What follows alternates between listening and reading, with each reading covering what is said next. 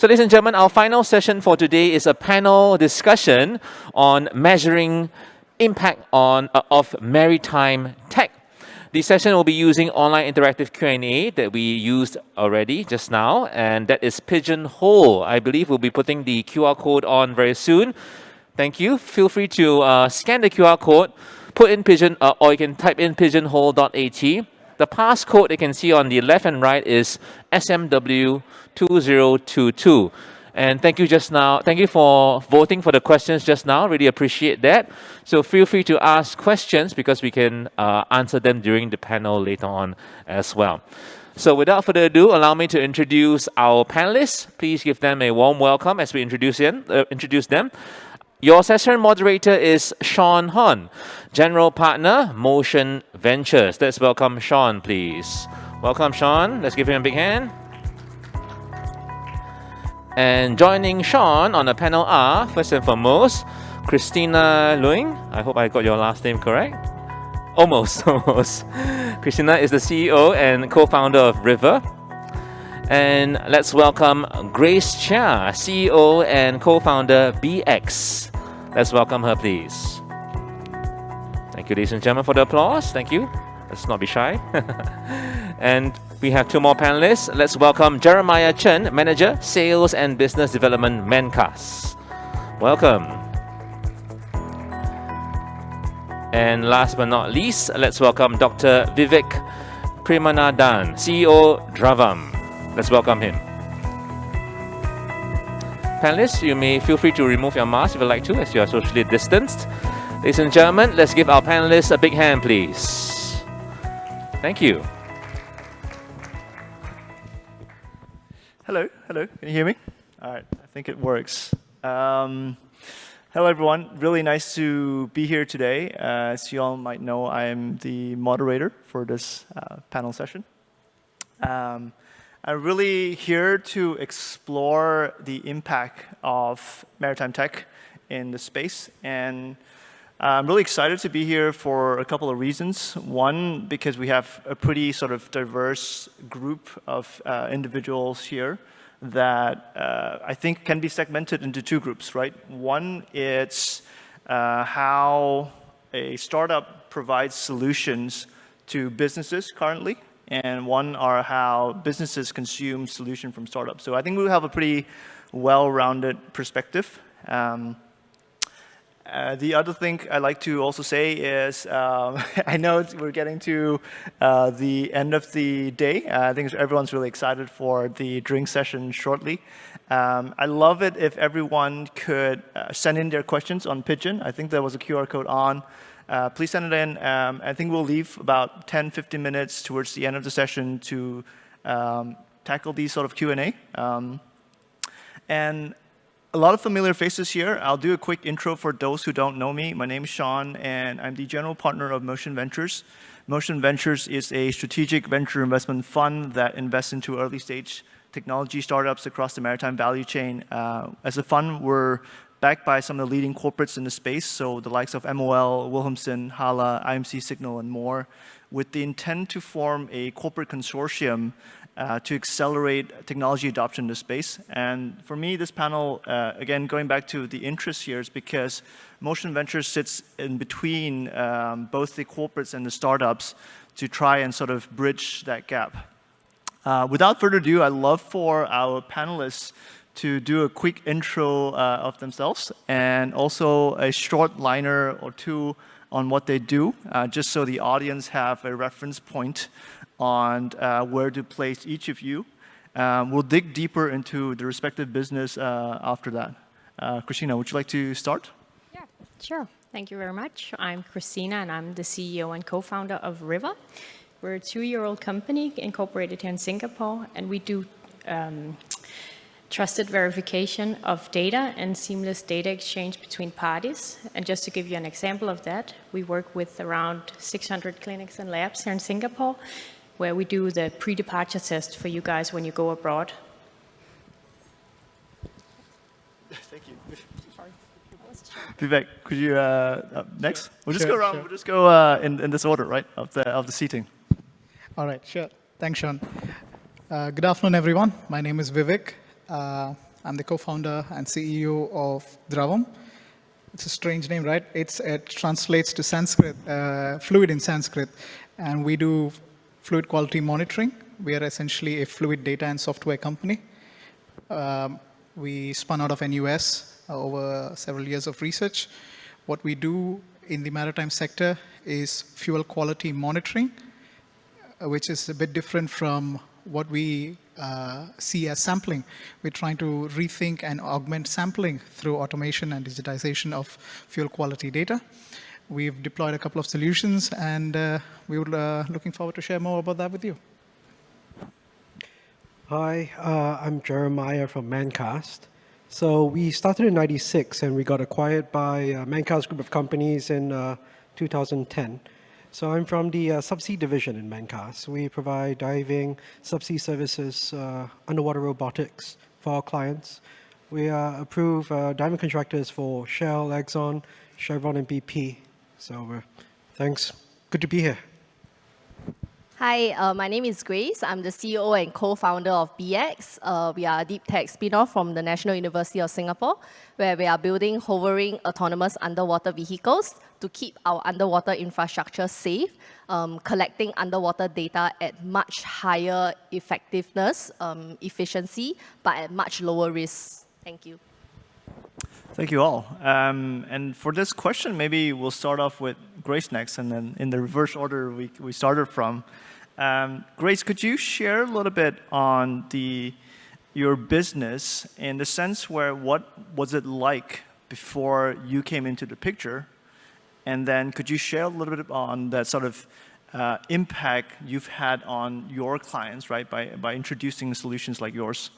Yeah, so I was actually introduced to this whole underwater space from a defense angle. They were the first early adopters of autonomous systems because you are always trying to take humans out of risk.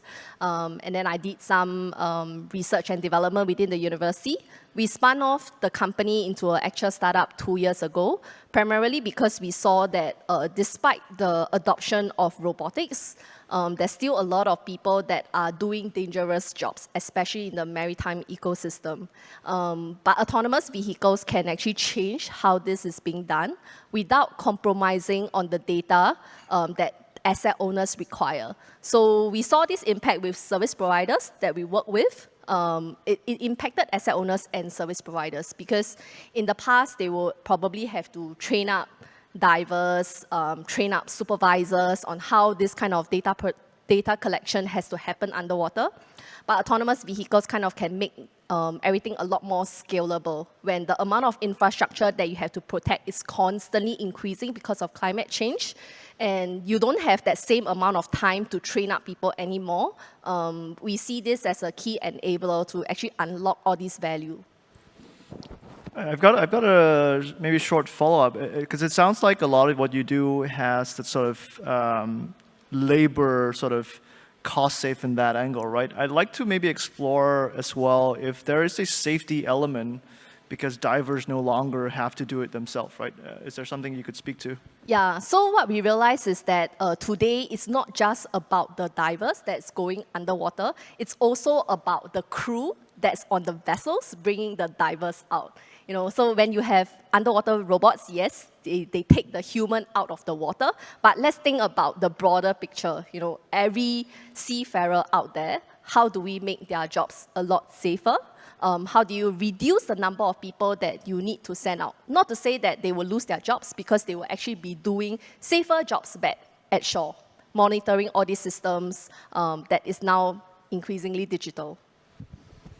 Jeremiah, I was wondering if you could give your perspective from a consumer of these solutions, but maybe before that also contextualize for the audience like where you fit in that picture and how you guys go about consuming it and the sort of impact it has on the business. Yeah, sure, Shaun. Well, this pushed us, to transition towards underwater robotics. About 10 years ago, 2011, 2012, the oil crisis, right? So it made us rethink how we deploy divers. Why? I mean, you've got, 2 40-footer containers, a decompression chamber going out, just to do an inspection work. So why don't we tap on underwater robots to do the same thing that divers do? And my loading footprint is so much smaller. At the end of the day, my clients as well save on the mobilization charges, and they get the same results. In fact, it's a more definitive result, right? Whether it's white is white, black is black, right? Instead of having the diver go down there and have a personal interpretation of what's to be done. But then again, some jobs are still fixed for divers, but for shallow water work, I think we have explored thoroughly with underwater robots. And I think 8 years running, we have finally got in the swing of things. And it's a lot easier and, well, faster to get a report as well. Yeah. So that's the push that we had. Yeah. Thank you. Vivek, same question from your perspective, please. I would take a moment to explain it because it's a little bit niched. Let's take it this way. If you were to buy fuel, you're worried about how much you're getting and are you paying the right amount for that grade, the quality of the fuel. Quantity in maritime has reached a certain stage of maturity. Quality still has some portion to cover up. Perhaps we can see that from a couple of newspaper articles in the past couple of days, what's happening here at the port in terms of quality disputes on certain aspects. So that's something that we at Dravam try to address through augmenting the processes. The processes have certain, across ecosystem, across the refueling ecosystem, certain processes can be improved, can be automated. And in that process, we have been seeing how we fit in to provide value in 3 different stages. Shall I say it that way? We can say it as on the ground level, there is an improvement in operational efficiency. There is that particular impact that we see in day-to-day operations. So that is an immediacy that we see. Then we see a certain, so that's cost savings as we look at it. How I can improve my operations, how I can fine-tune my purifiers as interventive action to best accommodate this sort of quality of the bunker. Then when we go, let's take it over a period of time, a bit more frequent events perhaps. If there are issues where we see there can be a potential engine failure or there can be a potential clogging happening, how do we preempt it? How do we actually avoid it? So that's cost avoidance perhaps. And the last aspect is how we actually can improve the top line. As I said, Dravam is a fluid data company. As well as we're providing software, as we provide data. Data is like wine, right? A good wine ages well, and good data, as it grows with more amount of data, there's far more value that you can do. And if I were to speak, we have clients on both sides, on the both bunker supply side as well as on the receiving ship side. If I just focus a little bit on receiving ship side, some of our systems provide continuous monitoring of the fuel quality as it's flowing through to their engines, and then we look at what's actually happening as an integrated system. You can then, over time, collect data not just from fuel quality. We're also looking at towards engine, towards exhaust side. And then when we look at it as a more mass data, then how are we aligning with the shipping industry's goals of decarbonization in terms of how they meet the CIIs, how they meet the different indices. And that's how we try to provide value in different stages. And that's how we try to create that impact for them, both from a operational level, as well as to management level, as well as to a broader thinking perspective. So I would answer that question in that manner. Thank you, Vivek. Kristina, love to hear about your business and also the impact on that. Yeah. So in Riverr, we have a solution that is changing the way crewing is done today. If you don't know it, it's a very manual and paper-based process. So you have piles and piles of paper that needs to be verified and authenticated at all different times by different stakeholders. And because it's so paper-based today, we spend a lot of manual hours trying to do this. But we have a solution where we are automating the whole process. So basically, when a seafarer applies for a job, he does it via our solution. And he does it digital from the beginning. So instead of sending an email with all of his documents and his CV, and then having a person sitting at the managing agency manually verifying that, and if it's a match, then he would have to come for an interview, then we would have to upload all of the documentation one more time and maybe 1 or 2 different systems like the crew management system. We automate that process. So we again have direct integrations to some of the maritime authorities where we can verify the authenticity and validity of documents before we pass it on to the crew management systems. So looking at the early, indications of the impact we have on our cloud businesses right now, we're saving them around 30% of the time and resources spent on this process. And once we're done implementing all of the additional features and functionalities we're talking about, it could be as much as 60%. So Kristina, I'll follow up here. So I'll contextualize the question a little bit. In the space we're in, the maritime and supply chain, broadly speaking, B2B sales cycle is extremely long. I see that with all the startups I work with. I see that with a lot more, even outside of the space. I love to add some complexity in the question because in the B2B cycle, sales cycle in maritime, there are also interaction with multiple stakeholders. So sometimes it's not just one corporates, right? I love to hear your thoughts, and obviously across the panelists, on what are some value propositions that you had to tailor for specific stakeholders, and how did you find your way to getting to that sort of value proposition, right? Because I think it always takes so long to nail.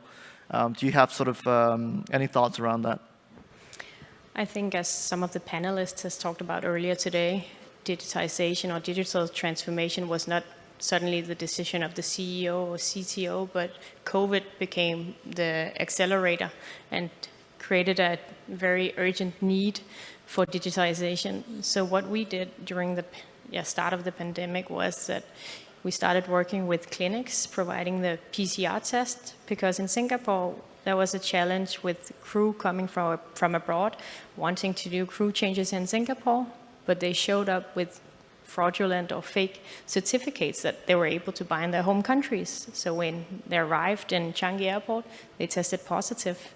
So not only did it have an effect on themselves and the company they worked for, but also the whole plane that was traveling alongside with them. So we started digitizing something as simple as the PCR report, because how were you able to trust that the health of these people coming into the country was actually the way it was supposed to be, without being able to go back to the source and say, okay, he had a test, this is the lab result, we can verify it because we have the transparency in the whole value chain. So it kind of started there as a need, but with that foot in the door, it's also easier now to say, okay, when we have this link, then we can do other types of medical records as well that a seafarer needs to be deployed on a vessel, like the pre-employment medical examination. Why is that still paper-based? And how can you trust that he actually went through all of these tests? Or did he just say, I'm okay, I'm healthy, I'm fit for duty, so if you just sign here, I'm off? I think the challenge here was more or less the whole mindset, again, with authorities to say, it's not enough anymore to have declarations, because anybody can declare that they're fit for duty or they're healthy or they have a negative PCR test. We need to be able to trust the data. And that's where we come in, creating that transparency in the whole value chain. Super. Vivek, your thoughts? Yep. Transparency is something that's a double-edged sword sometimes. That's something that we have seen, we have understood, we have modulated as well. Primarily, this comes as part of your major question as to which stakeholder and how do you actually customize. So we try to provide it across the ecosystem, the value across the ecosystem, and each point we try to customize it both for management as well as for the crew. Because we have seen this happen before. if it is very acceptable by the top side and we just sometimes push it out, we see certain hindrances in adoption. We've seen that sometimes as in the previous wave where we had MFM installations, mass flow meter installations on bunker tankers. So how to make this both acceptable and useful and value providing both on crew as well as on management, that's something that not just me, I mean any startup in the hardware, software space has to clearly understand before deploying a solution. So one of the things that we have been trying to do, and hopefully doing it well, is that we always get the crew we get the buy-in from the crew. That this is what it is. Do you feel comfortable with this? We go through iterations of our product. We do not say this is just a fixed one, this is it, and you have to accommodate us. We try to accommodate to them. So in that way, most of our solutions, yes, through certain trial and errors, we have been customizing it. We try to get honest feedback from them, and then we ensure that they are comfortable using this in this manner. And through that, we have been able to get the buy-in both from management side as well as from the crew side. So yes, there's hardware installation, but it's done in such a way, for example, for us, it's done in such a way that the crew is quite comfortable in using it and in fact even installing it by themselves. The data is available both to crew and management. We're transparent in that. And that data amassed over periods of time, over certain batches.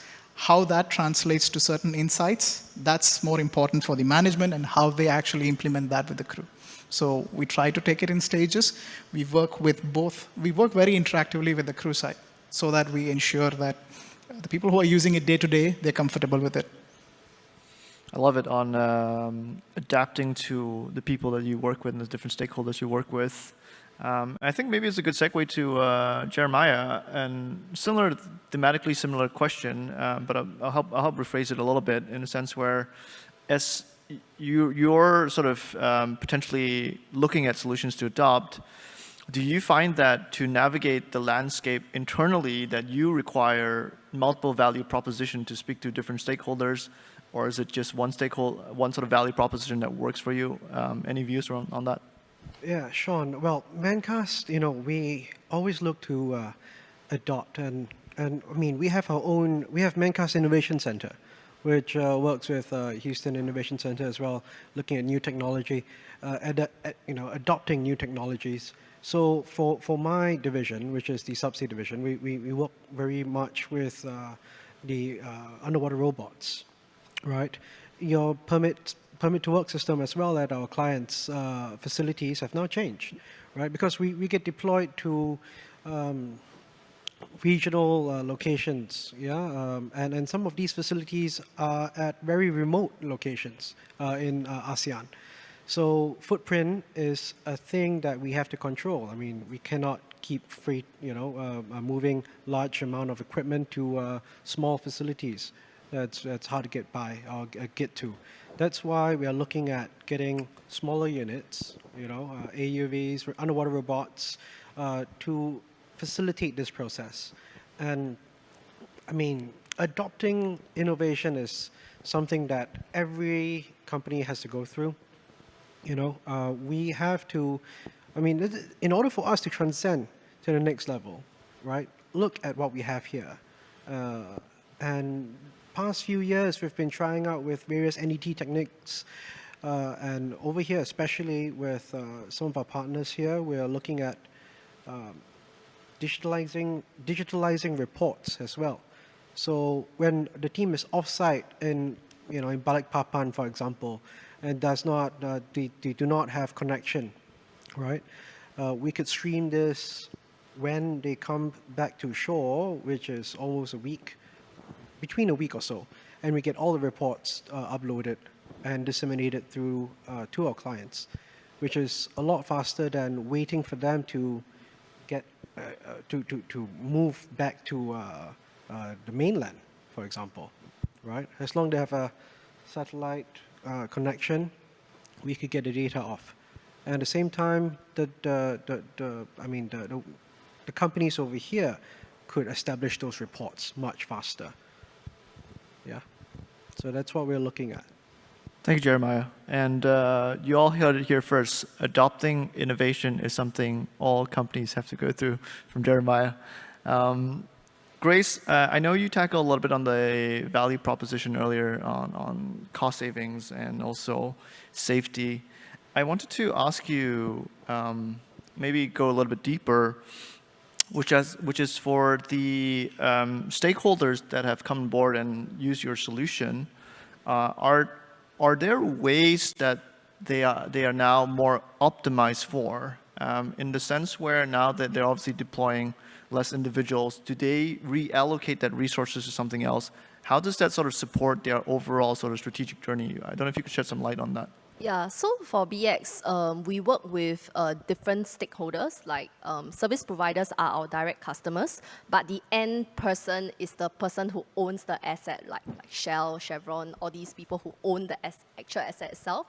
They are now actively monitoring like their tier scope 1, scope 2, scope 3 carbon emissions, and all these, they don't actually, as a business, have that much carbon emissions on their own operations, but how people are using their products is the part that they are trying to like look at. So when you are reducing the number of manpower to do that underwater job itself, redeployment of that personnel to do some other job can have that kind of impact as well, because the footprint is completely different when the job itself is different. Nowadays, there are also more digital tools that can help them do this kind of tracking, monitoring. In fact, for some of the stricter asset owners, they even have questionnaires to actually check that their whole entire supply chain, not just the person that they are dealing with, the suppliers, how are they actually accounting for their environmental impact of their operations. So I think that's a very encouraging thing, because we have seen reports that, we have to act now. It's not just like a fear thing or not just like some science thing. We are beyond the point of discussing whether that's a real thing or not. And doing this kind of thing from the whole supply chain, I think it's very important. And it's for startups, we have the opportunity to make that kind of large impact, because we can redesign our business in any way that we want, because we are completely new. We have no legacy stuff to deal with as a new business. And I think then we can look at all aspects of our business, not just from the commercial angle, but also from the environmental angle as well. Thank you, Grace. I'd love to jump to actually Vivek on a similar question on the impact to your stakeholders and how they sort of relook at, once they've used your solution, how do they relook at strategy because of using your solution, really? Yeah, absolutely right, because we're trying to bring in new data here. So how they relook at the existing operations and how they have been able to rethink and modify how they run operations have been able to. We're seeing for our client, if I'm not very wrong, it's anywhere between 8 to 12% improvement on their OPEX side, because of how the new data, with that new data, they have been changing certain aspects on their operations and how they have been handling the fuel a bit better. But I totally agree with what Grace said. We have the opportunity to perhaps create a bigger impact because we provide new tech and new data, which can have larger implications. And trying to talk in that aspect, it has got to do, I'm sorry if it sounds quiet, we all speak a lot about data, but this has got to do with the fact that with multiple amounts, with multiple sources, there's a lot more that can be done and that can create value is over time. There is definite value right now, which is why we have, as startups, we have clients. But that's not ultimately it, because that value adds up over time through collaborations, through integrated systems. What we are trying to do, I would speak for most startups over here, we're not trying to take away through automation, we're not trying to take away certain aspects of crew action, or we're not trying to disempower them. We're in fact trying to empower them. I had this good conversation with an old veteran in the shipping industry just yesterday. He was sort of giving me some good advice that do not try to build tech to take away man from the shipping industry. That's not what we're trying to do here. We're trying to bring in that new information and to be able for them, for the crew themselves to use it, and for the management to use it on a bigger scale. So the scale of the usage will then dictate the impact, as you have very clearly said. And the impact and alignment for all, both startups to corporates to shipping, is definitely along the lines that MPA has set in, and even IMO has been speaking about this, which is digitization towards decarbonization. So that's ultimately the bigger impact, and how we as startups can play a role in that. That's where we are all aligned. Thank you. Kristina, I'm going to take this in a different direction. I'm going to pull up what you mentioned earlier on sort of how you started with that sort of PCR tests and getting that digitalized and authenticated, and then sort of moving further into visibility and authentication as a whole. Do you find that once you've done the first hurdle, and in this case it's authentication of the PCR test, it's easier to move into a deeper segment? And is there something about credibility because you've done it once, and then it's easier to move into it? I don't know if you could speak to that a little bit. You could say both yes and no, because we meet different people out there, different types. You know, some are very pro digitization, others are, like we heard earlier today, not very keen on sharing data. And because we have a solution where we're able to share data between stakeholders, a lot of people we meet think that we sit on that data. And for manning agencies, that are like the bread and butter. How can you sit on this data? Are you going to sell that information to another company? And the only thing we can say is like, no, we do not. We are just a transporter, just like a container. You have a truck driver. You put the container on the truck and then transport it from A to B. Nobody looks inside of the container. So that it's the exact same we do with the seafarers' data. So it's everything from healthcare information to competence certificates. It could be appraisals, so on and so forth. Record of seagoing service, so no. But there are, of course, some that are a lot more pro in terms of this because they actually see the benefit of it. And yes, once you have that foot in the door with the PCR tests, some of them are more open than others. But once you talk to the authorities, it's a different picture, because what we're bringing to the crew is actually a benefit for them. So instead of having to, let's take the example of the Philippines, most seafarers don't live in Manila, so they have to spend time and money to go get an interview, and if they're lucky, they can do maybe 3, 4 in one day, but they have to go to house or door to door to get this. What we're offering them here is, again, another environmental effect here. They can stay at home with their family and save that money, because it's no guarantee that if they go to Manila and visit 3, 4 different agencies in one day, there's a job for them.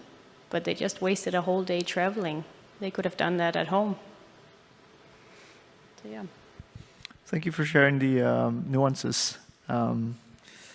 Jeremiah, I'd love to get your thoughts here, and I'll contextualize the question a little bit here. Is I hypothesize that as a corporate or as a business, there are 2 key hurdles before adopting a solution. One is to answer if I need it, yes or no, and if I need it, what are my options out there, and then decide what are the options. So on the former of do I need it, in your experience, what's the sort of best way to prepare and align internal stakeholders to get on the same page for a decision? And I'm asking this question for the audiences that are sitting in various positions in corporate that are interested in potentially consuming a solution but are not aware of how to go about it. Well, some clients are very conservative, right? Others are more liberal in their ideas, and they're more open to testing out new technology.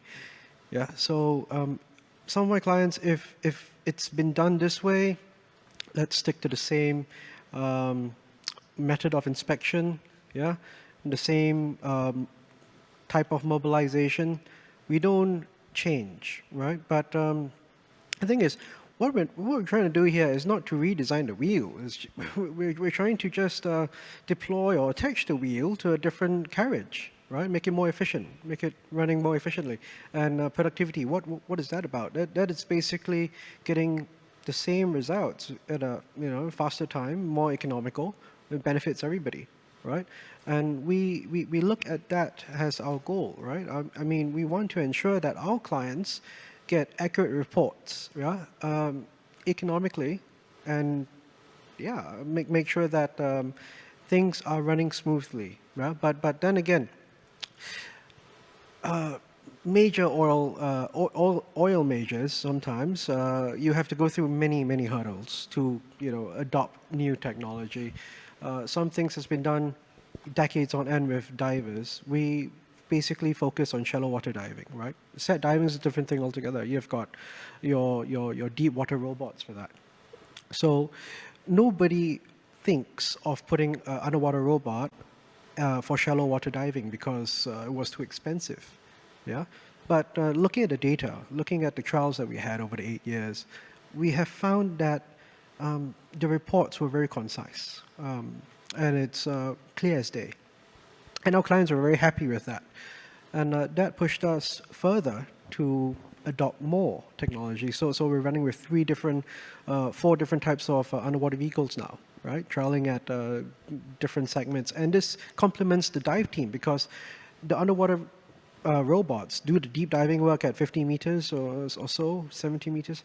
And then the divers just go straight down to fix that particular, or do that particular task. So both win-win situation for both my clients, myself, and the team. They're not that stressed anymore, right? We don't have to have short turnover times or rest times during their breaks. Yeah, but adaptation goes a long way, and I would say in big corporations, it takes more than just the top. It has to run through the culture of the organization to adapt innovation. Yeah. I would like to add a point onto Please. that. He's totally right. I agree with him. There is a spectrum of clients. I mean, there are early adopters. There are those who do not actually care. But then there is a major chunk in between. It's a different sales pitch to all. And I think it is about how we understand each other's priorities there and how we align ourselves with their goals. Sometimes it is, when we speak to a larger corporation, it is about a much more ambitious goal. But when we speak to perhaps a much more conservative side, it is how best we look at it on a day-to-day basis.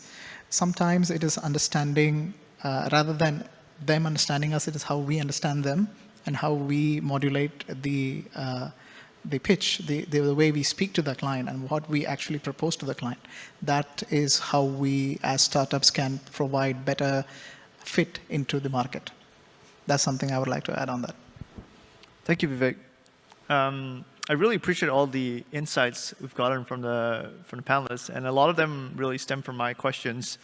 I think I'd like to open the floor to audience to ask any questions that you guys might have to our panels here. We've got a few trickling in, so I'll pick the one I have on my screen first. And this is really more tailored for the startups here, maybe both Grace and Kristina. How did you convince your customers to give you the chance to try your product? Kristina, do you want to take that first, and then Grace after? Yeah, that's a really good question. You could say in this industry, it's very difficult to come with a product where you charge up front when you're a startup. So the whole process of going through a very low-cost pilot or a free trial is often the way in, but first you have to convince them that this is a good idea, because even though it might be a free trial, they have to commit resources in order for it to be a success. So you could say MPA here in Singapore is actually a really good bridge towards that, because for a lot of us that's been participating in the Smart Port Challenge, that was basically a door opener, us coming with an opportunity to get a grant in order to do a trial with some of the corporate customers. So that having that in the book, you could say it was a lot easier to convince them to do this, because not only did they not have to pay anything up front, of course they had to commit resources, but we had a partner in the Maritime Port Authorities to support this, and I think that's really made a difference in being able to get over that first hurdle of getting somebody to be the first in this. I think you're going to make the MPA team over there feel really warm and fuzzy. Grace? Yeah, I think government support, industry support is really important to drive this kind of adoption. So like to have an ecosystem that has very strong emphasis on trials is important from an ecosystem perspective. But then for the startup perspective, at BeeX, we need to make sure that the solution, when positioned to the customer, is disruptively better, like at least 10x better. Because maybe this is a very niche thing for underwater systems, but because our systems are put into such high-risk environments, the risk that our customers are taking with us when they are deploying our solutions is a lot higher. They have a lot more to think about, a lot more consideration. So by taking away the tether, by taking away the number one thing that they are concerned about, I think that's what attracted them to try out the solution, because it's disruptively better than what they are currently using. Yeah. So we can't just be incrementally better, but we have to like really change the way how they are doing things, and the operational people will not like that. So we typically speak to the innovation team first, because the innovation teams are driven to try this kind of stuff compared to the ops team, who will take more time before they adopt it into their day-to-day operations. Yeah, I have a couple of words on that. Startups wouldn't exist if problems weren't there. And if that problem is properly understood, then you can cater a solution to that. And once you cater a solution to that, then we worry about implementation and how we customize it for on-field deployment. Maritime is a tough space, yes. There are a lot of compliances, safety standards, meet them all, and generally every startup has to keep that in mind, because a ship has to sail at sea. It's not meant to be on land, right? So a crew has to handle that completely in a safe manner. How best can you facilitate your systems to be used ruggedly on that vessel? That has to be thought through from the startup side. Once you can convince them of that, and like Grace mentioned, it has to be a rethought process. It is not incremental, but leaps and bounds ahead. That sort of gives you the buy-in into getting your first customer. That's what we have seen. I think I got a really good segue into a question that came in. And this is for Jeremiah. And the question is, does Mencast see startups like BeeX disruptive to your services? Your decision to build in-house development and develop your own core technology versus acquire or procure onboard startup as a collaborator. And I think as you're answering the question, if you could think about maybe not specifically just Mencast, but for corporates, how they think about competition and competitive edge of theirs, and what are how it sort of affects their sort of core proposition of the corporates, right? I think that would be an interesting insight. Yeah, well, there's bound to be disruptive innovation coming. I mean, that's the whole idea of pushing a business to the next level, right? But then again, you need to see whether, I mean, you gotta look at it at a pragmatic, from a pragmatic view, right? Like, are you able to, your system or your hardware might be good, but can you deploy this or utilize this at your client's facility? Is the startup able to, on par with you to service the client, right? At times, they do not have the manpower for such deployments on a big scale. If you're running 3 regional projects at the same time, it will take them time to get to that level. And for me, I do hope that all startups make it to that level eventually.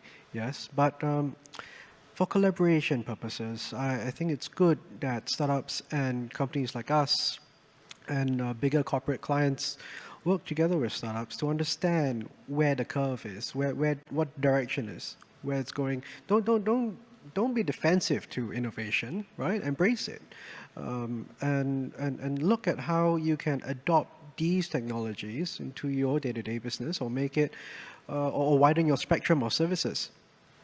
Do it more efficiently. I think we have to keep an open mind, and only then corporations and on a global scale will see a big improvement to the culture and the adaptation of innovation. Yeah. We're sort of coming to the almost the end of the session in a couple of minutes. I've got one more question, but we have to keep it really brief. So the question that was asked over here, which I think is really good, is what key things do corporates need to be aware of working with startups? So I'll rephrase the question, right? If you had like a genie in a bottle and you could wish for one thing from the startup or the corporates, what would that be? And then maybe just a short answer, each of you. Grace, maybe you want to start? We can start with Kristina. Oh man, no, I think Vivek and I we were discussing it earlier in terms of the whole alignment internally. So if management really wants this, it has to flow all the way down to the people that works with this on a daily basis. Because if there's a disconnect there, a gap, it won't succeed. There has to be that handshake between on ground and on the management side. And like I said, it's a different pitch to your crew. It's a different pitch to the management. And they would like to see the big picture, but they like to see the day-to-day. The crew likes to see day-to-day. Once you can reach that handshake, then yes, that impact can be seen as a overall smooth transition. And I do think we have been seeing that. And I do think we have been progressing in the right way, in the right direction with MPA leading the way on digitization. Else we wouldn't be having this stage and we would be having this conversation. But how to better do it is to understand from startup side, I would say, I cannot say it from the corporate side, but from startup side, yes, work with both parties, work with both on ground as well as management side to ensure you have the right handshake. Jeremiah, one thing you'd wish from a startup? Yeah, well, synergy, right? You definitely need synergy, between both parties, right? And well, we have to understand how we can complement each other. Does your business proposition give value, add value to the end result? I mean, that's what we're looking for at the end of the day. I think my thing is like to think for corporates to think long term with the startup, not about a problem that you have today and can be solved 1 month from now, but like 5 years from now, what's the problem that you have and how can the startup use the disruptive solution to apply to a long-term problem? I love it. So alignment, synergy, solve long-term problems. Thank you so much, guys. Really, really fun. Thank you, Shaun. Thank you, Shaun. Thank you.